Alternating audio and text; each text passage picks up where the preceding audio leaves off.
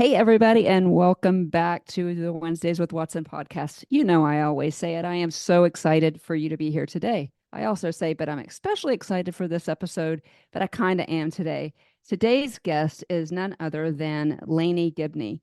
Now, the reason why this is special to you guys today, because for those of you who did not know me in my former life, I was a high school teacher and I had the privilege of having Laney in my classes at Calvary Christian High School in Clearwater, Florida. And so this is a special moment.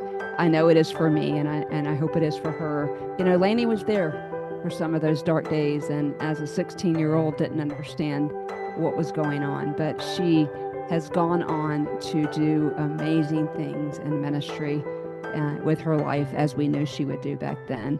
And so I would love for you to just welcome Laney to the podcast as we talk today about a sensitive subject about foster parenting and how it is not the Cinderella story that we'd like it to be, how it isn't always beautiful, it isn't always easy, and in fact, most of the time it isn't. So, with that being said, Laney, welcome to the Wednesdays with Watson podcast. Thank you. What a kind introduction. That was Well, it's amazing. well, it's very true. It's Thank you. very true. It's good to be I here. Well, I am so grateful that we were able to make it happen. And, you know, I would be remiss if I didn't say that, you know, it's interesting to me. And we talked about this a little bit. And when I post this episode, I'll share some of the pictures because I found them. Oh Uh, boy. yeah, yeah, of you as a freshman in high school when we went on our, and I air quote for those of you not watching on YouTube, on our missions trip to the Keys when you were a freshman in high school. And there were a couple of you and Autumn, and I've got pictures of you where all the other kids were out and about, you know, doing freshman-y things. You guys were sitting in the middle of the field with these kids who needed ministry. And there you sat in the field with these kids hanging all over you. And so, you know, I think, Laney, the heart wants what the heart wants. And here we are. When did you graduate from high school? 2011, I think. 11. Yeah. Yeah, so a long time ago, 14 years ago, 13 years ago, here we are, we fast forward. And so, Laney, I asked you to be on the podcast today because you and your husband, Matt, who is our middle school pastor at Calvary Baptist Church in Clearwater, Florida, are the foster parents of three beautiful children. Yep. And I just want to know that story first. And then we are going to really kind of give you the mic and help people understand what it means to be a trauma-informed foster parent.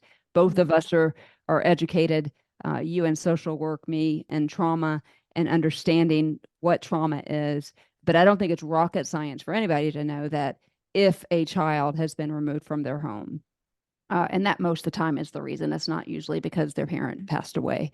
If a child is removed from their home, they are severely broken, and we've got to be prepared for that. And so, before we get into that, I would love, though, for you to tell me yours and Matt's journey into foster parenting. Yeah. Well, we were married in 2018, and right off the bat, we were having conversations about what is our purpose? What is our ministry? What do we want to do? I had worked in the foster care system for several years, and so I saw the need, and I told myself then, as I was working in the system, one day I'll be a foster parent. One day I'll come back into the system as a foster parent, and those conversations just really happened organically in Matt and I's relationship. And after year one, I don't I don't know if we just get bored easily, but we were like, well, we've got a year down, so what do we do now?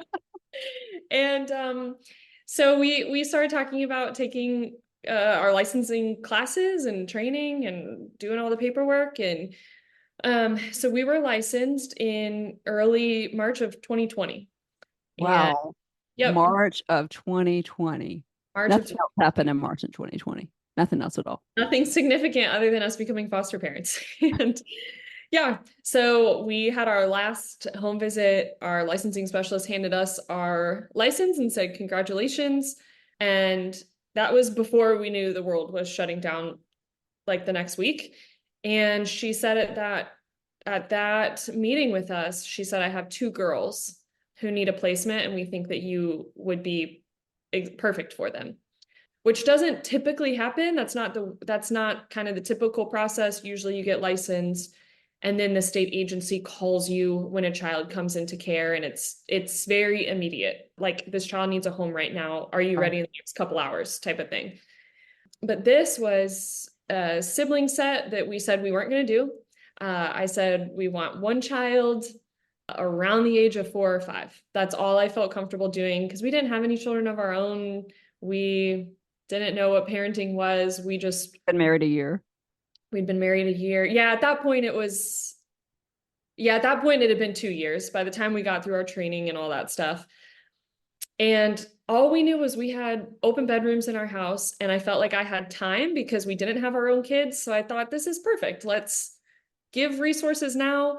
My perfect world was, we'll foster for a year, we'll help these kids get back home to their parents, and then we can start our little perfect white picket fence family of our own. God has such different plans.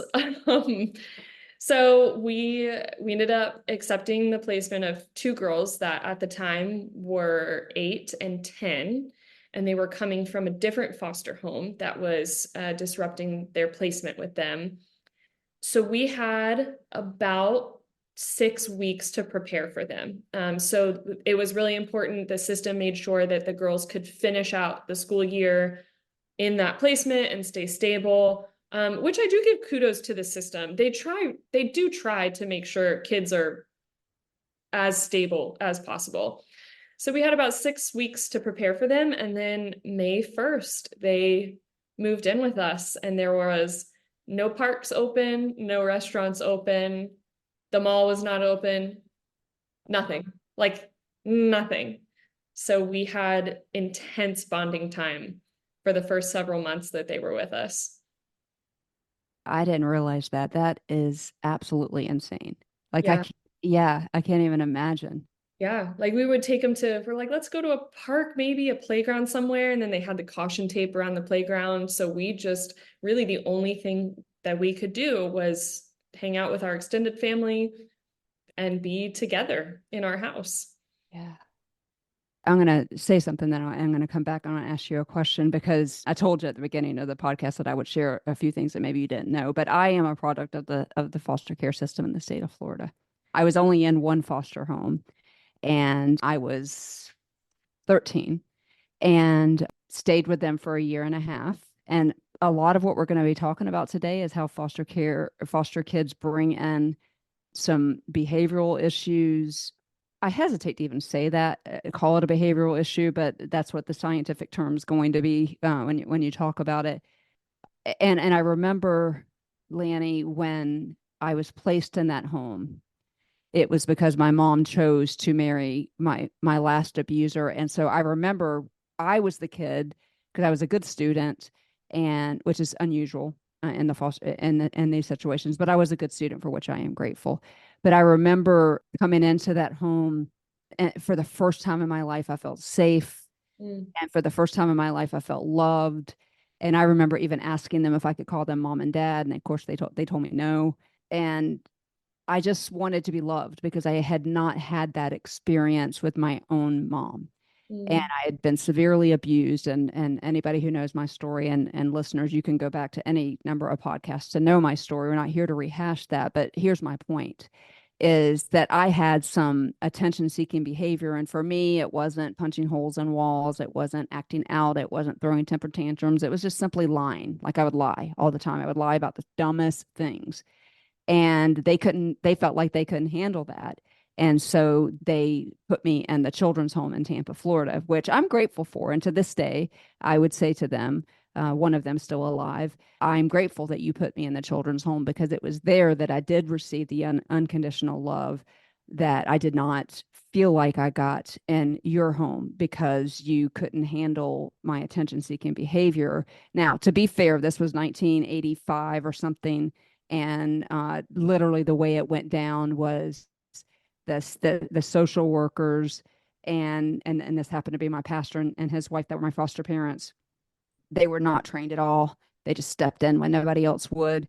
And when they took me, my mom said, I'll get rid of that man. You could bring Amy back, bring her back. And so I had a couple like Publix bags full of my stuff. That was all I had. And I was so grateful that my mom chose me. Like she chose me over that man, right? And we get there with the social workers, and there's a note on the door, gone to get married, mom. And so the social workers put me back in the car. We go to the courthouse, and I literally watched the judge sign away parental rights. Yeah. And it took me a minute to recover from that because it was just another rejection. Yep. And that's what I want to talk about today is that as we talk about the trauma informed foster parent, Hmm. I want somebody who is actively doing it because you still had you and Matt ended up adopting those two girls, right? Yep. We adopted them in December of 2022, after like 3 years of a case for them. And we're now in a long-term foster placement. We've had a foster son for over 2 years now.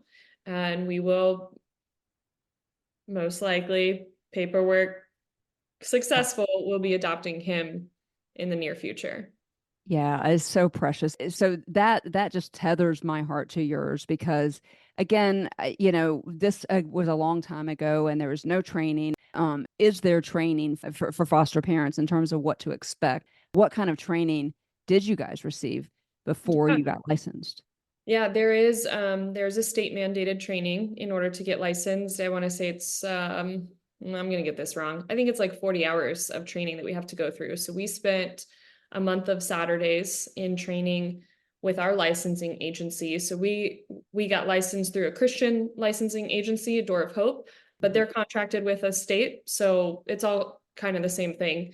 And it's trauma training. It is what is trauma, different types of trauma, how trauma manifests itself differently in different children because it does look different. I have two girls that have come from the same exact upbringing that have completely different struggles and behaviors, so to speak. So it's all very customized to the child.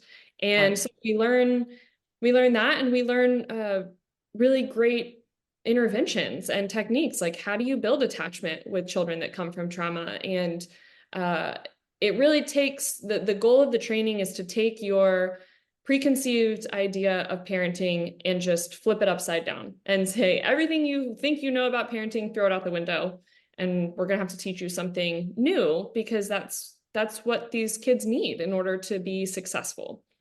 Yeah, and before we get into what that training actually was, because I want you to share some of that with us, because I want people, because fostering sounds like a great idea at the time, Right.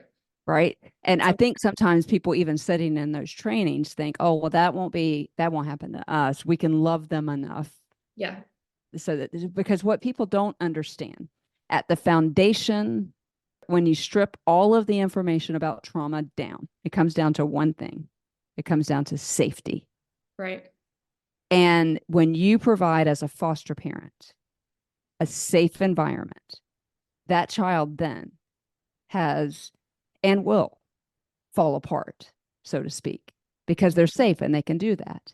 Mhm. And that falling apart often exhibits itself in a various and a sundry things. And it's so interesting that you bring up that you have two girls, same household, Mhm. pretty much the same experiences, the same trauma that respond in different ways. That's because we're image bearers and God made us differently, right?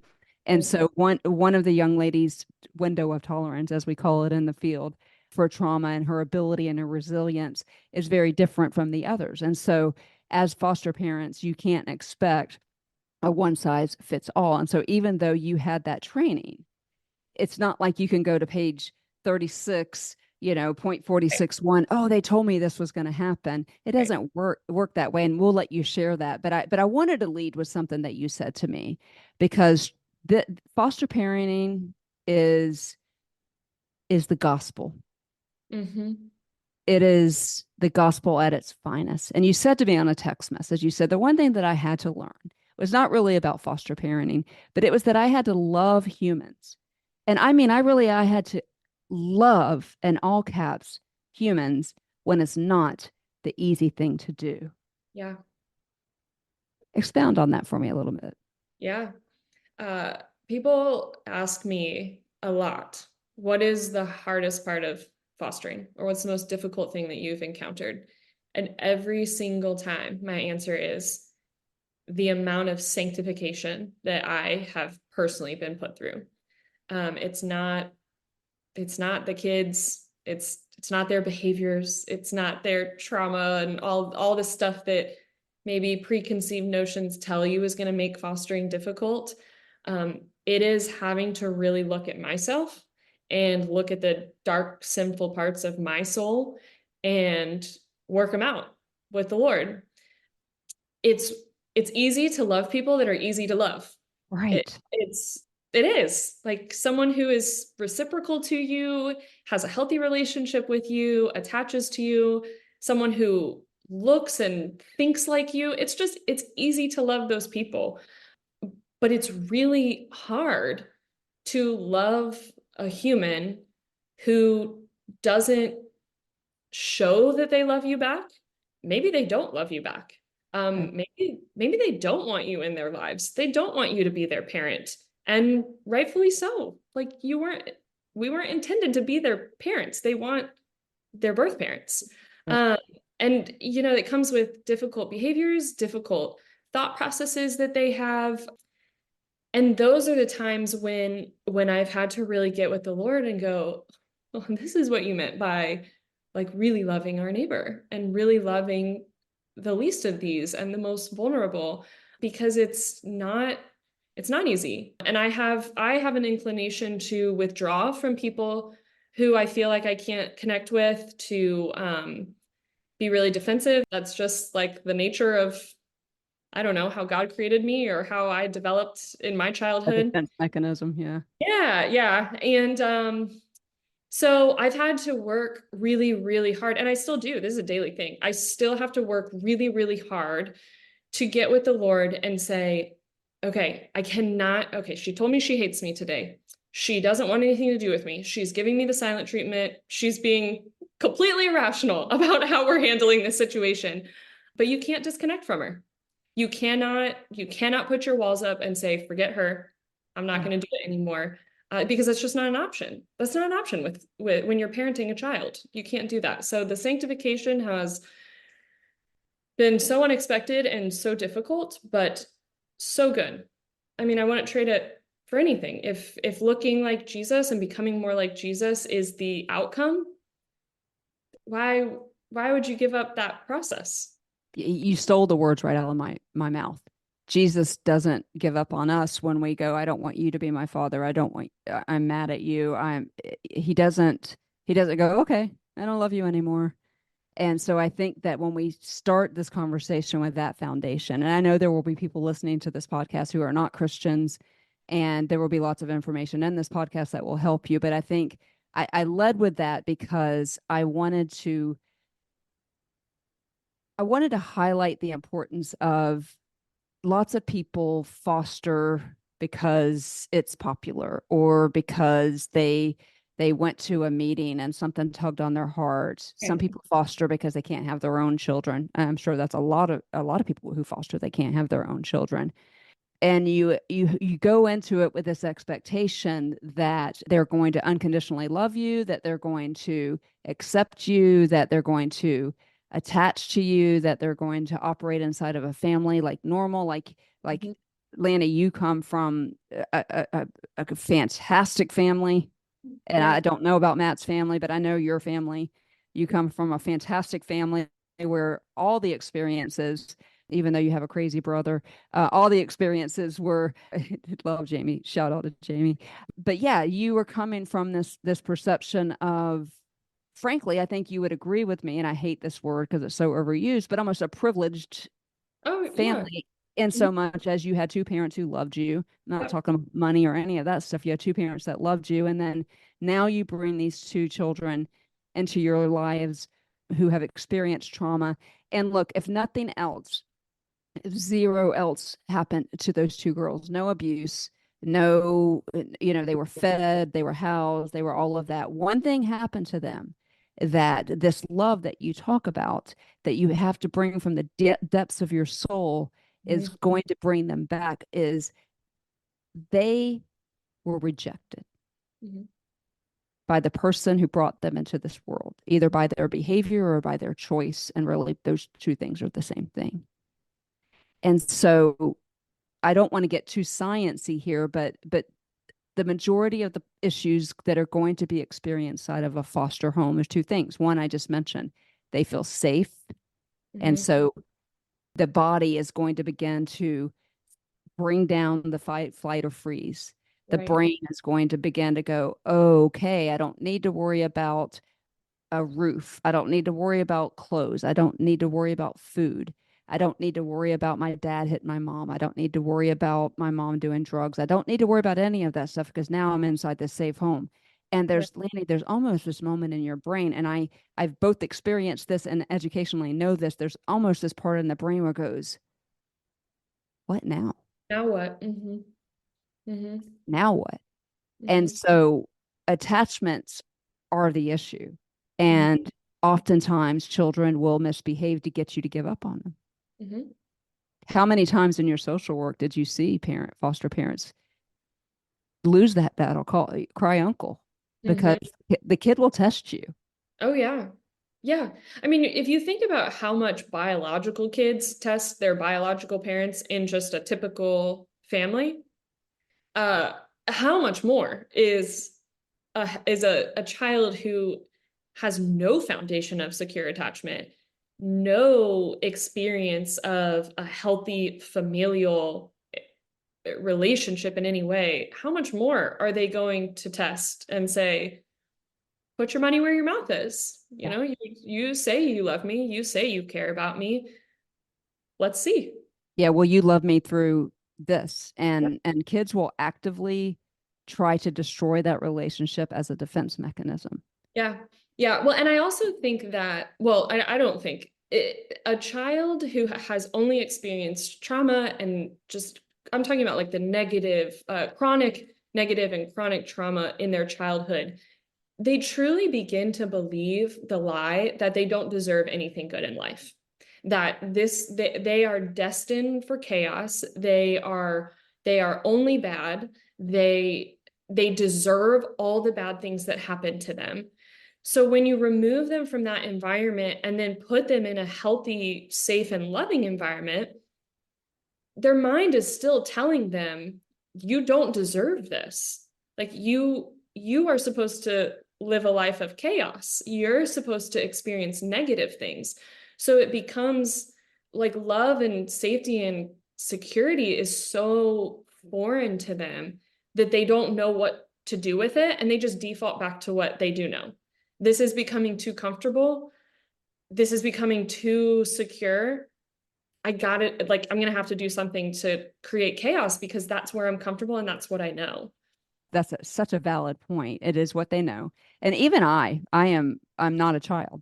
I have often been heard and oft corrected by my friends as referring to myself as a throwaway kid because my mom threw me away, the foster parents threw me away. And then later I was in a domestic violence situation. And so, yeah, even at 35 years old, when you would have met me, that was still my thought process is I don't deserve happiness. Chaos is where I thrive. Um, Mhm. don't give me a healthy situation because I have no idea how to operate inside of a healthy situation, a healthy relationship, a healthy of any of those things. And I think that what is required, and you can help me with this, is lots of patience with that, right? A little Yeah. bit of the slow roll.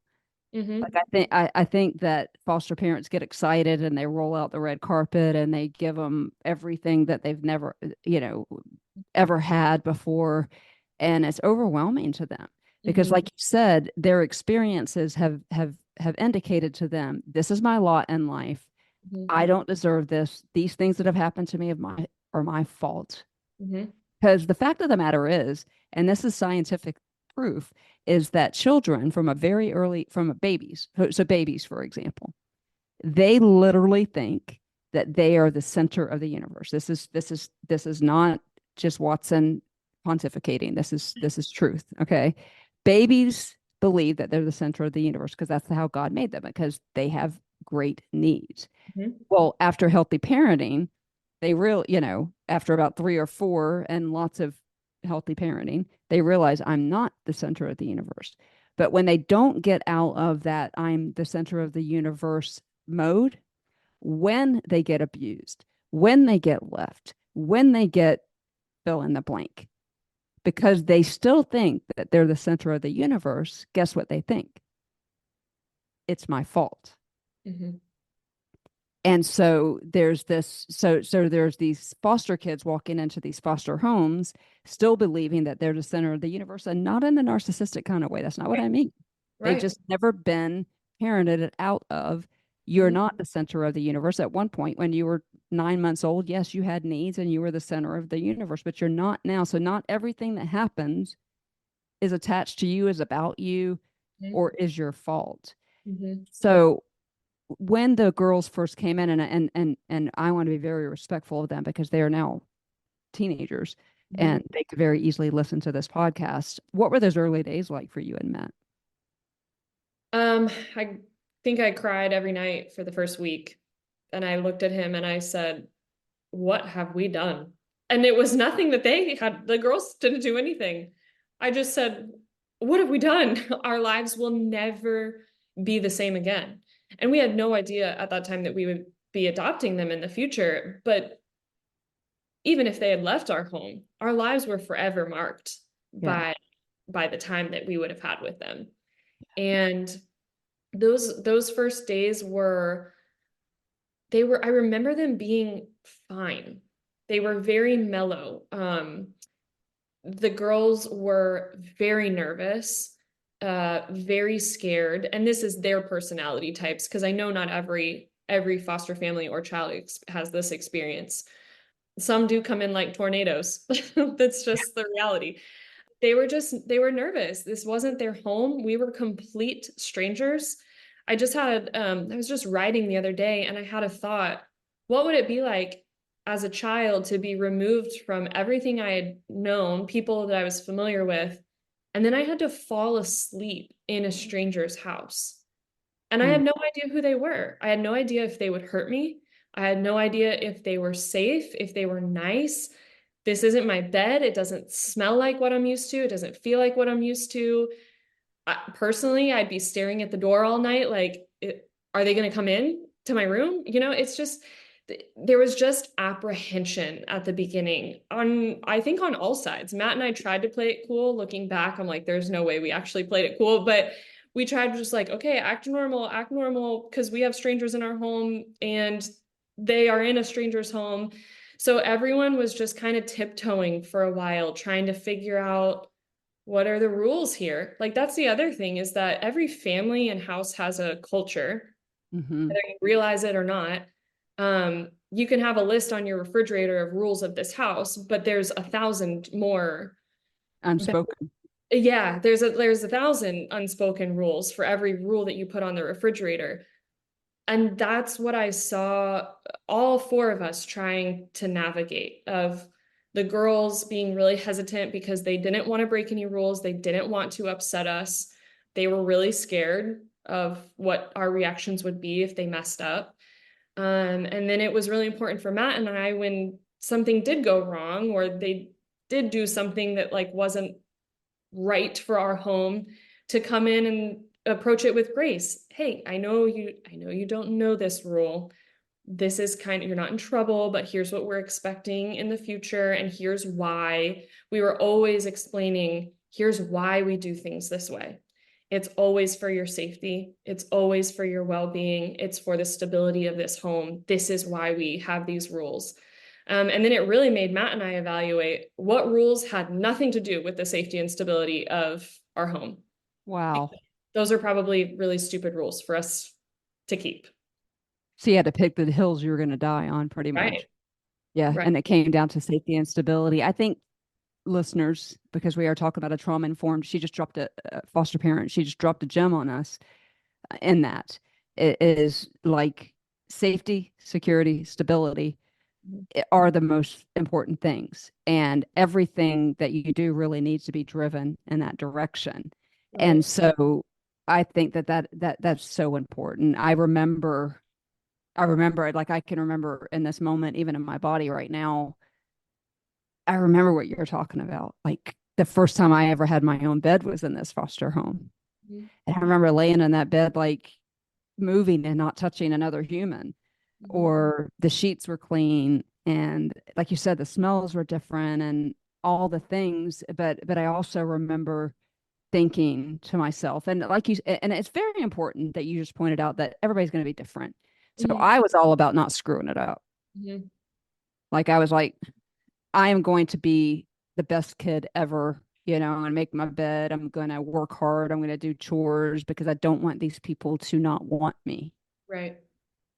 And what would have been helpful to me is if they somehow could have, and somehow let me know that I was unconditionally loved, either by their, and I didn't know that.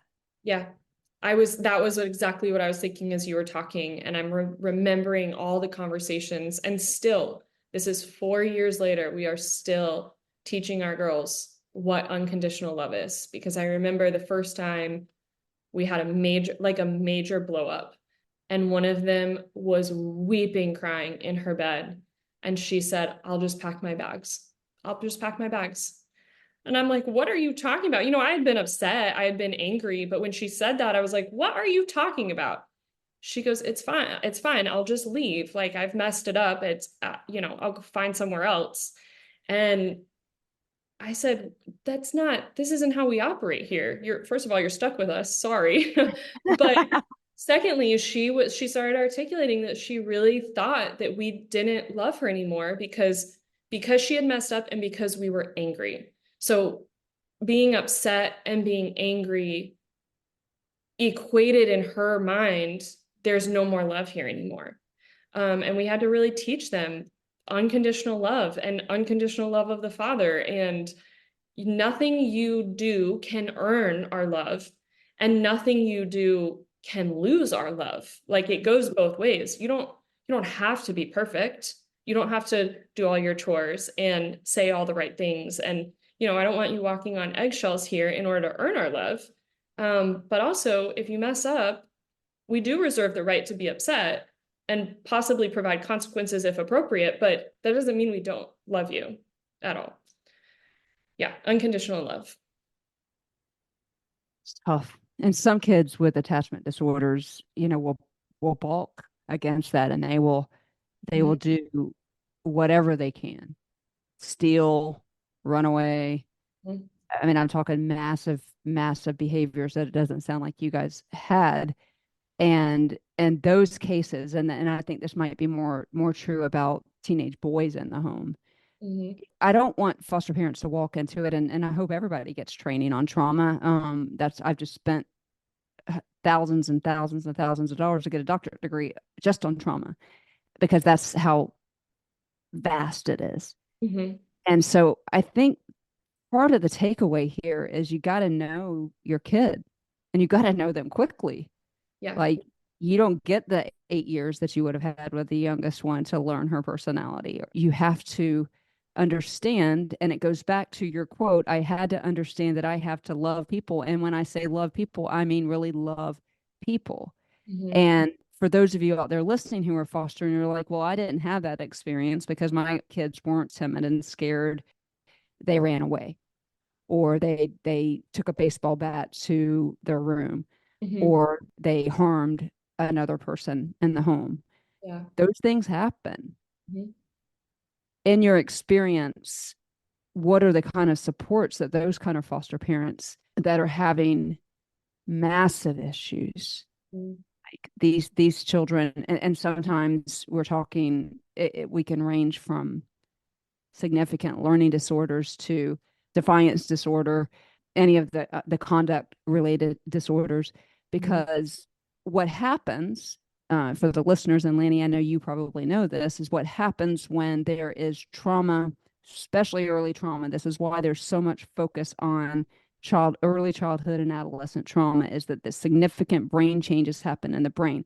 For example, when a child is harmed at any developmental stage, and particularly before the age of 6 years old, the brain will begin to actually prune away the things that we need later in life, like executive function, like what's appropriate, like when your prefrontal cortex is online, that makes us not hit, punch walls and hit people and those kinds of things. The brain actually prunes away those things in deference to survival. Yeah. And so when these kids are in these homes, they're not lost causes. Their No. brain, their brains are literally damaged. Mhm. And that's when we got to call in the big guns and get help for them. Yeah. How long did it take for them to, and you said you're 4 years later and you're still working through some of the stuff as would be expected. Did you find that just kind of the stability and the consistency of the discipline in the home and the stability of the we love you? I love what you just said because it's such a picture of Christ. It is Jesus's love. You can't do anything to earn it. You can't do anything to lose it. Reminds me of the Corey Asbury song, Reckless Love. Mhm. What a great way to explain foster parent love. Mhm. I didn't earn it. I can't lose it. Yeah. So I Yeah. give myself away. Talk to us about some more experiences and more particularly knowing that there are people with children who are really demonstrating Yeah. some issues that could be safety issues Mhm. in the home. Yeah. What are your thoughts on how to help them navigate that without giving them away? Gosh, that I have so many thoughts on that because I do I empathize so deeply with families who genuinely not every child, or let me put it this way, not every family is equipped for every child. Right. Um, there are very legitimate reasons that maybe a child may no longer be able to safely stay in your home. But I would challenge and say that those reasons should never be because a foster parent just doesn't feel like doing the work. Like it's Right. just, it feels too hard, or it just, I'm frustrated, or I don't have the patience for this. Like it should never be a foster parent just giving up on this Like this child. is not what I signed up for kind of thing. Right, Yeah. right. But also to say there are reasons that some children can't be with some families. And that should also be honored because that can end up being damaging to everyone, including the foster child. So with that prefaced, I will say we have had some pretty intense behaviors in our house from all three of our children. And none of them started right off the bat. We had a pretty good honeymoon period with all of them. And I would say when you ask when did we start feeling stability and routine, it's almost hard to say because I feel like as soon as that started happening is when our kids started getting really comfortable in expressing the issues that they were holding inside. Yeah. So it started to feel like chaos, even though I do believe that for them they were feeling more stable and secure, which is why Why they they cannot, why these things are coming out. yeah, and on a subconscious level, they were able to, realize, okay, this is a place where I can start working through some stuff and start healing. And part of healing from trauma is working through it. And the age-old saying of it'll get worse before it gets better. They've got to get that stuff out and express it, and then realize that was some of the greatest lesson that I have been taught in being trained by a play therapist Mm. was that we have to make our kids know that their feelings are not bad. You have very legitimate reasons for having these feelings. And if you're angry every minute of every day, that is a very legitimate feeling that you're having, and it's not bad. But you also want kids to know that you're not scared of their feelings. So I am an adult and I'm healthy and I can regulate my emotions. So I'm not scared of you trying to work out your emotions. Yeah. And so you become that safe, validating place for a child of, I know you're really angry right now. I can see that you're really trying to work through some stuff right now.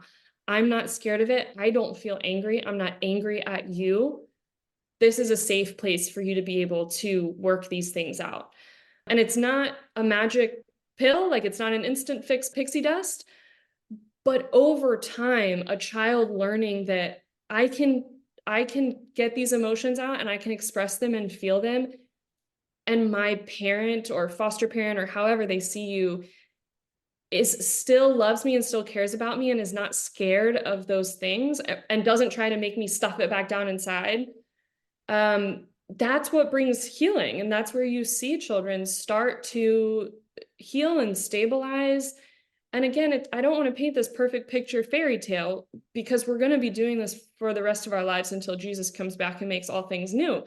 But it does get better when you have the correct approach, when you Right. have trauma-informed approach, when you know how to be a stable regulatory force for this child, and you don't punish them. I think that that's where a lot of foster parents get tripped up, is they want to punish and consequence for a child expressing and trying to like work through what they've experienced.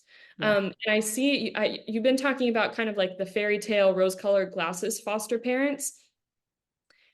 And that's so true. Love is not a miracle drug. Like you're not gonna love a child out of trauma.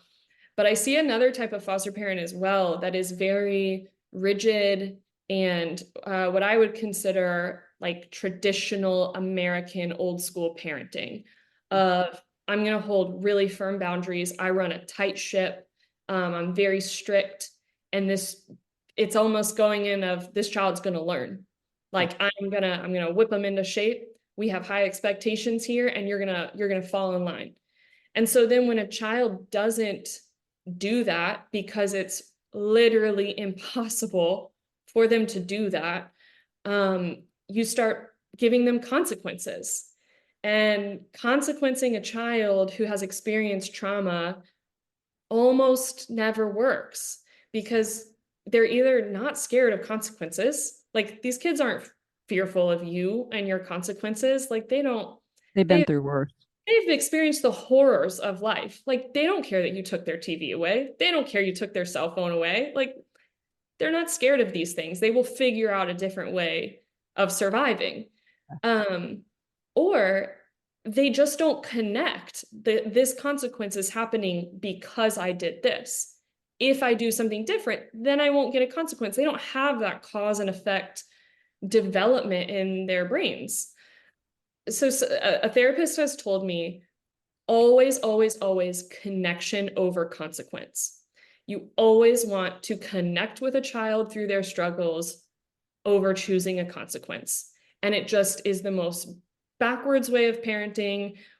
I genuinely think that we have never had this type of parenting in our American society. You know, that I'm not a societal history buff, but if we think about our parents and our grandparents and maybe even our great grandparents' style of parenting, this idea of allowing a child to feel big feelings and then connecting with them through that, it's brand new.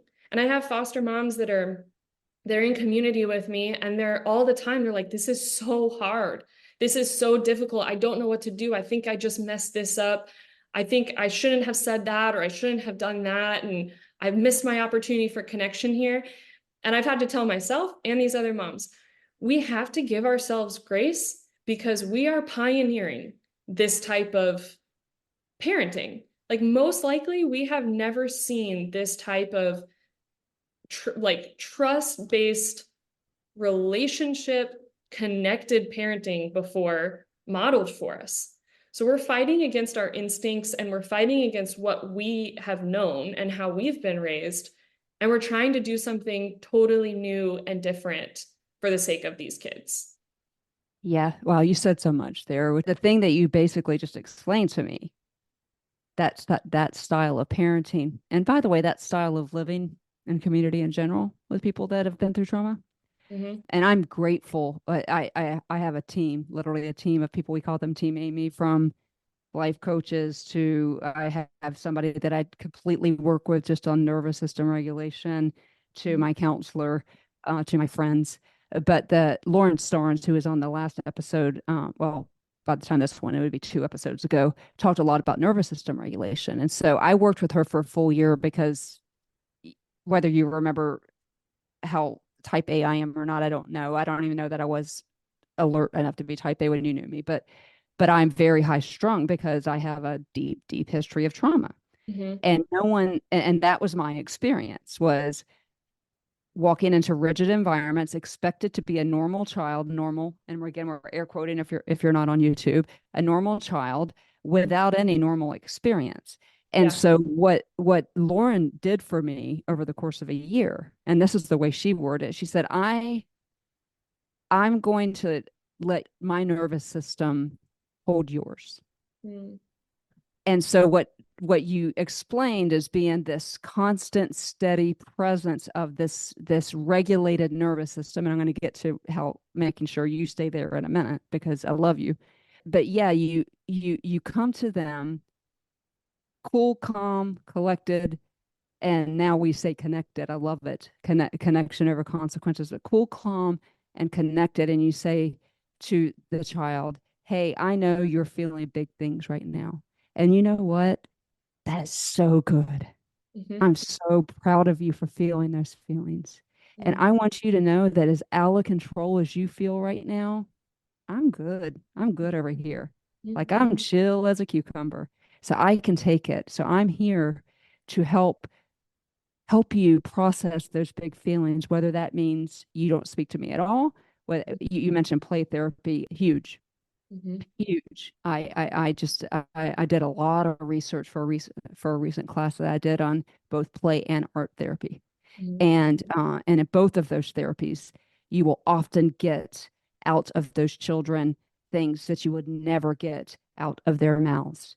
And Mhm. so it's in those moments, and I'm talking something as I mean, I am talking very practical things at this point because they're borrowing your nervous system to regulate theirs. Right. And because what they're used to is they'll react and then whoever was in their life before Annie's up, doubles down, then Mhm. they react, and now you've got all the cortisol, the norepinephrines, all the chemicals are just dumping in both of you, and then it's kind of like pointing a gun at each other and wondering who's going to point first.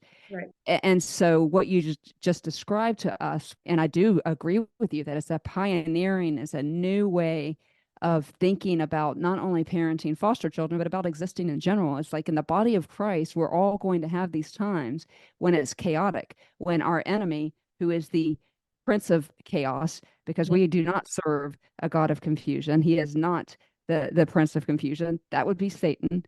And so when we, in your case, foster parents, and me just as a normal human in society, can provide this calm presence for people, it gives them the permission to fall apart because they'll know. In your case, they'll know, okay, she's not losing her stuff. She's not losing it. Mhm. Even though I am, Mhm. she's not. There's no yelling, there's no throwing things. She's just kind of absorbing whatever's going on and she's accepting that. And she's teaching me to be neutral about what I feel. Like these big feelings aren't bad. Mhm. These big feelings aren't wrong.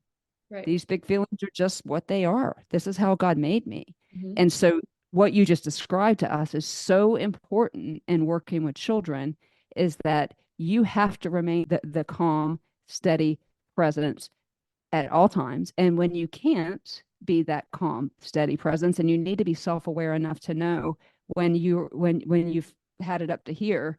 And again, on YouTube, I'm just doing the normal had it up to here.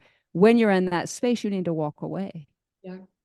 You need to separate yourself from the situation because you're only going to do more harm. Yelling at them is not going to do anything. Responding and kind to them is going to just harm them. And Yeah. so what you just described to us is so huge Mhm. and so hard to do. Yeah. You said yelling at them won't do anything, and it's so true. You've got yelling. I won't take a deep dive into physical discipline of foster children or children from trauma in general. Feel free. Feel free. I mean, that's a whole can of worms. Like yelling at a child, putting your hands on them in a way that is aggressive or threatening or dominating in any way, threatening their basic need safety, like withholding food. I can't think of many other Isolating them from their friends. I isolate, locking them in their room, making them stare at a wall in the corner until they've learned their lesson. It's all of those things. I always try to imagine myself as an adult right now receiving whatever consequence I would give to my child. And how would that make me feel right now as a healthy adult? Mm-hmm. If someone told me I couldn't have food, if someone forced me to sit in my room by myself while I was struggling, if someone physically put their hands on me, like we would immediately, our brains would trigger, this is a major threat. We would go into fight, flight, or freeze mode. And all the chemicals that you were talking about would just dump into our brain. And at what point do we think a child is going to be able to regulate and learn any type of lesson in that moment? It will always 100% create more issue. Now, you'll either have a child who will escalate because they are a fighter in those moments, and then you've just got a battle of who's going to escalate more. Or you have a child who has freeze responses and they will completely withdraw, completely shut down, and become fearful of you. And in both of those cases, you don't have a child who's progressing in healing, and you're just going to keep coming back and revisiting the same issues over and over and over again. So having these consequences, I don't want to get on a soapbox here, but it just crushes me when I hear stories of parents who I think they're good intention. They're not trying to hurt children, but they really think like if I just give them this intense enough of a consequence, they will learn. And it's just not how the human brain works. It's not how the human brain works, the end. And it's definitely not how a traumatic human brain works. Because you mentioned a few minutes ago, and so I'm going to go sciencey here for just a second. What we need to understand is that when trauma occurs, and so for people on YouTube, you'll be able to see this. Other people, you've seen me do it before, but this is Dr. Vessel Vanderkolk, who wrote The Body Keeps the Score, talks about the brain, right? So I'm holding up my fists with all of my fingers, and my thumb is in the middle. And so this right here is what we call my fingers, my four fingers is what's called the prefrontal cortex. This is what tells us to be appropriate. This is what tells us that this is, so when you get dementia here, this is why we get some bizarre behaviors. Well, when trauma happens, Dr. Vessel calls it flipping your lid. Boom, PFC comes offline. Now I've raised my hands up like I have four fingers up. Now, if you imagine my thumb is the hypothalamus, excuse me, not the hypothalamus, the hippocampus and the amygdala. So the hippocampus being the fear center, and the amygdala being the one that does what we call the adrenal renal hypothalamus cortex, which tells the brain, dump all the chemicals, we're going to die. Mm-hmm. That is what you're doing when you're reacting like that to a child, is now they're operating and I'm going to die. And they're like a wounded animal backed in a corner, and they're going to act like they're a wounded animal backed in a corner. So you talk about a soapbox, I could get on that all day long, because we're expecting these children who, for the state, especially the state of Florida, because I saw what it took for the state of Florida to take me from my mom. It's bad, Laney. You know this. Yeah. For them to take parental rights. They have been through more than many adults could ever dream in a million years. And so you can't, and so my point in saying that is then there's also this right brain, left brain thought processes. Right brain being completely emotional, left brain being linear, logic, list, that kind of thing. Those things are supposed to talk to each other. But when they are in what I call trauma brain, and I think that's actually a technical term, when any of us are in trauma brain, you don't have access to the left linear side of your brain. You don't have access. So 2 + 2 will always be 6 to you until we get them out of trauma brain, until we get the prefrontal cortex back online. And what you're talking about, I can envision you sitting on the couch with one of those young ladies having the big feelings, and something like even just a touch. Now, some kids will be like, "Don't touch me," but a touch, they are going to receive that calmness. Mhm. Like their body's going to be like, "Oh, okay, we're not on the battlefield.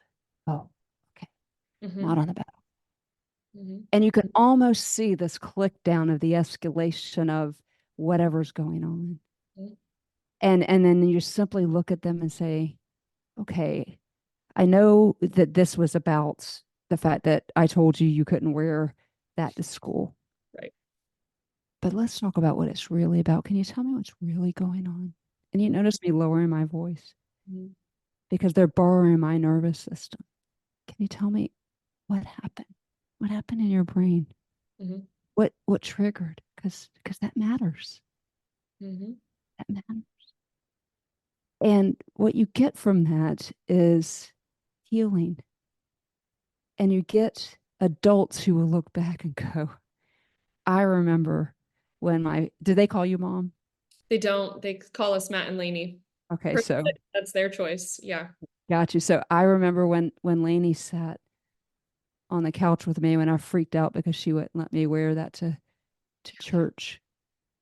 We just sat there in some awkward silence, but she wouldn't respond to me in anger. She wouldn't respond to me, and she didn't give me a consequence. She didn't make me stand in a corner. She didn't send me to my room until I thought it out. She didn't do any of these things because Lanny, the best thing that we can give people, and more importantly, the best thing we can give kids is our time Mhm. Yep. and our regulated nervous system time. Yep. And so for foster parents out there, I don't think there's enough trauma training to teach them these things. Right. Like, No, I agree. like, like I think you probably did a bunch of I had you as a student, so I know this is true. Not only did you have some education coming into it, Mhm. but you're constantly taking a deep dive, like on what can I do? How can we do this better? How can we be different? How could their story be different? Mhm. And I think that that's important, and this brings me to an important point, and especially for you, but for also foster parents. But you're human, Mhm. Oh yeah. so how do you self-care so that your nervous system can handle theirs? Well, I don't know if I'm the expert on that. I'm sitting here thinking of all of these examples we've given, all of the this is the right way to respond. Continuously keep teaching yourself, keep trying to learn, be flexible.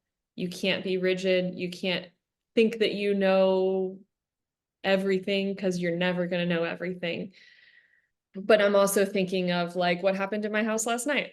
And I'm also thinking of when I was really dysregulated in this moment and when I just lashed out and started screaming at them and I went and I slammed my bedroom door. And I'm thinking of all of these moments in my head that I've read a ton of books. I've sat through live trainings. I've worked with multiple different kinds of therapists. I got a master's degree in child abuse and family violence. Like I feel very book equipped for this job, but it's not just a job. Like this is now my life and this is my home and I'm a human and I can know every right answer in the world, but I'm still a human and I'm still going to have defense mechanisms and I'm still going to have really crappy coping skills sometimes. And my own lid is going to flip at times, right? So there's also a lot of need for grace for yourself in these moments that you could quite literally have a ton of answers and know what to do and still not do it Right. correctly. But the beauty is that a singular failure is not final. There's always room for healing after that. And I think I've seen really beautiful moments when I have really, really messed up with my kids. Like I have been the reason that they had a fight or flight freeze response. I've been the reason that they have flipped their lid, right? And that is not the good thing. That is the failure and that is damaging to them. But then I think about the response after that when we've both taken time apart And I, as the adult, come back to them and I sit down and I have a regulated voice and I have a kind affect on my face, which is really important. Your unspoken body language communication is so important. These kids perceive everything about your facial features and body language. But I come back to them and I say, I really messed that one up. Like, I should not have said that. I should not have spoken to you like that. I should not have fill in the blank. That's not who I want to be. And I value your safety and your well-being way more than when I lost my mind in that moment. Can you forgive me? Can we move on? Do you know that I still love you? And I hope that you feel the same way back towards me, even though we had this rough patch.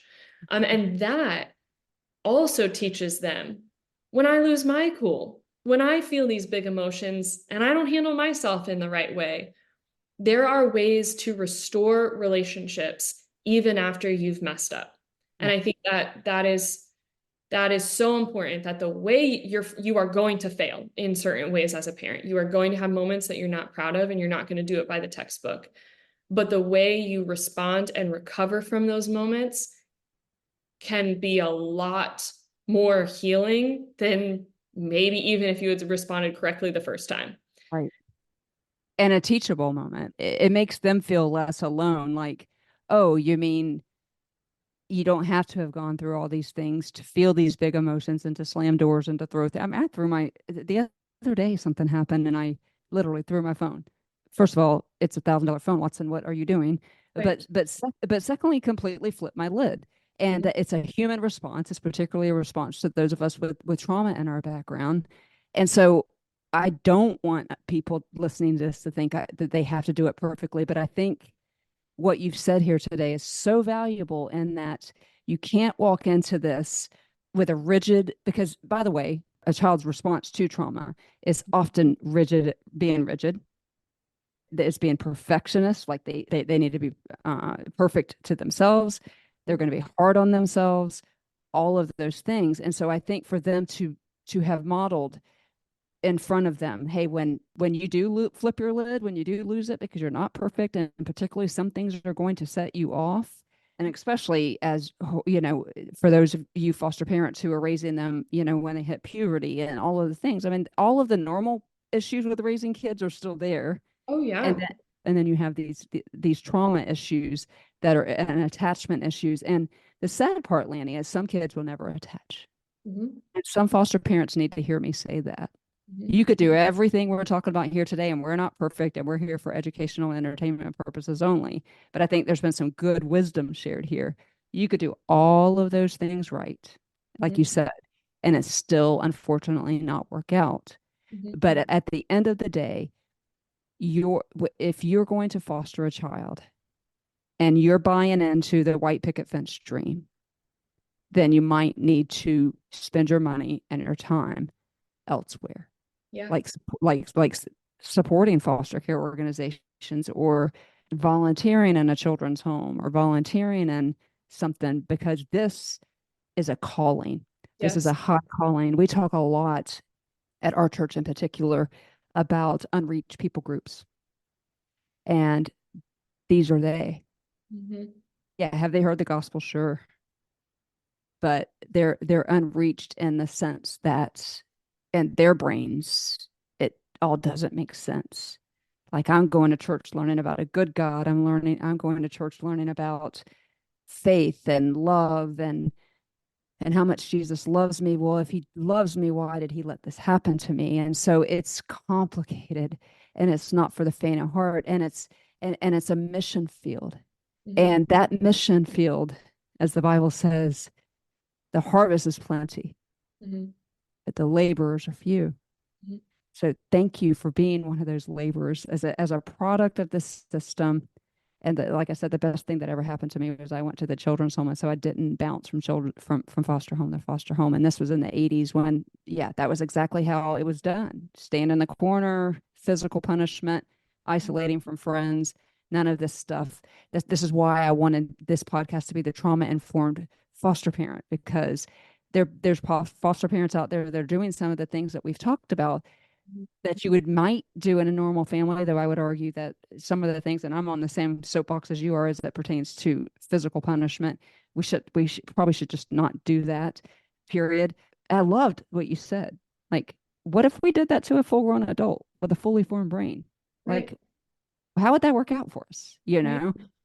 Right. And so it is such a calling.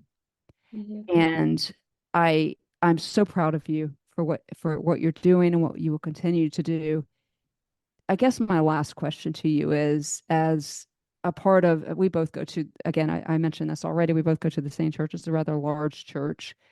How can we, as your community, we already pray for you, so don't go for the low-hanging fruit. How can we practically come alongside you? Mhm. That's a great question, and I appreciate how many people ask that question, because I do believe that people's minds are in the right place, that their hearts are in the right place when they hear about foster care, they hear about the needs. So many times their question is, what can I do? I can't take a child into my home. I'm not called to do that. If you think it's a good thing to do, don't do it. If it's a Yeah. calling on your life, very practical ways of helping. Probably the greatest blessing, and maybe it's because just it's fresh on my mind. Just last week, someone paid for a house cleaner to come to my house and deep clean my home. That was the greatest blessing I have received in a really long time, because this house is a mess with three kids in it. And for someone to just say, I have the means to do this and I want to bless you. And maybe if they didn't have the means for it, someone says, hey, can I come vacuum your house today? And I know that's a little, some foster families might not want that. Some foster families might just don't want you in their house, and that's okay too. We have a great group of people surrounding our family who give us gift cards, food gift cards. So we've given a list to this group of people of our kids' favorite fast food places.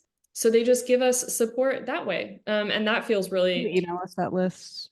Email me that list. yeah, absolutely. Yeah, and it's just such a blessing because our kids see that we're getting these gift cards. They know that there are people outside of our family who care. One really sweet high school girl from Matt's student ministry told us when we first started fostering, she said, I want to babysit for you for free anytime that I'm available and you need it.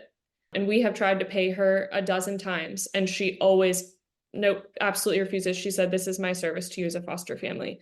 So there are so many different unique ways. And I think the most important way to find out, I know a foster family, or I want to know who a foster family is, how can I help them? Build a relationship with them and find out what their needs are. It's like we've said, it's community, it's relationship, it's intimacy and knowing people, and that's where needs get met. Great practical suggestions. And I want you to send me that list. But I think it's important for you and Matt to be able to have date nights. That's a very millennial thing to do, but I love it. I think that it's important. I think it's important that the core you guys stay as a unified front, because yeah, you're gonna have a bad day, he's gonna have a good day, and hopefully you don't both have a bad day at the same time, although that happens. But we do want to practically help you. Those of us who are not able or called to foster, we can help. And I Mhm. hope that podcasts like this help people understand what it looks like inside a foster care, a foster home, and how we can help. And of course, we're praying. Of course, we're praying because we know, Laney, and I want to encourage you. Of one of my favorite verses, and I just named my 501c3 after this, is one of my favorite verses in the Bible is Joel 2:25, when he will redeem the years that the locusts have stolen. And that is true for your three kids. He will redeem those years that the locusts have stolen. And we don't get to pick what that looks like. And there are foster kid parents out there saying, I did all of that, and my foster kid is still on, on drugs, or didn't make it. Because the sad part is that's probably the majority of the story, because sometimes the damage is so bad by the time they get into the foster care system that it's almost a point of no return. unless just the Lord does a miraculous, and unfortunately, we live in a world where at some point, harmed children, and I was one of these, you have to make a decision. Okay, I know what's right and wrong now, and I have to choose. I didn't get to choose what happened to me back then. And one of my favorite therapists, I think I posted it on Facebook this morning, your trauma is not your fault, but healing is your responsibility. Mm-hmm. And so to raise these children to know your trauma is not your fault, but your healing is your responsibility. And here's some tools that you've outlined for us here today to move towards healing, to give them the best chance of a good life. Because you see, it wasn't until I was 35 years old that I didn't think that I was the problem, that I didn't seek chaos, that I didn't some of those things that you're describing in your teenagers. When I was standing in front of you teaching at Calvary, I was still thriving in chaos. I was still thriving in a world where I thought I didn't deserve anything except for bad things, because that never got unbroken in my brain. It is now, and which is why I'm so passionate about what I'm doing, and I've abandoned my entire career and made a hard right turn, because I believe that there is hope in Jesus. There's hope in the power of choosing him. But there are so many people that I could just name off that led me to him and allowed me to make that choice. And so thank you for being here today. We could talk forever, and maybe we'll have another episode, but I always give the mic to the guests at the end for parting words. And so when you think about your why, the foster parent that you want to minister to, that's in a dark room, maybe hiding from their said foster child so they don't slam doors with an earbud in their ear, what do you say to them? Remembering your why, as you said, is so important. Remembering why you're doing this. For those of us who do live in the Christian world and who have spiritual beliefs, my why has always been the enemy is out for the souls of our children. That's what he wants. If he can take a child when they're young and he can hurt them and break them and change their entire belief system about who they are and what their purpose and place is in the world, then he has a better chance of being successful with them for the rest of their lives. And that is why Matt and I stepped into this place. That's why we're doing what we're doing, because we have the hope of the gospel. We have a message of healing. We have a message of a God who unconditionally loves us, who does not forsake us when we have messed up or when we are dirty.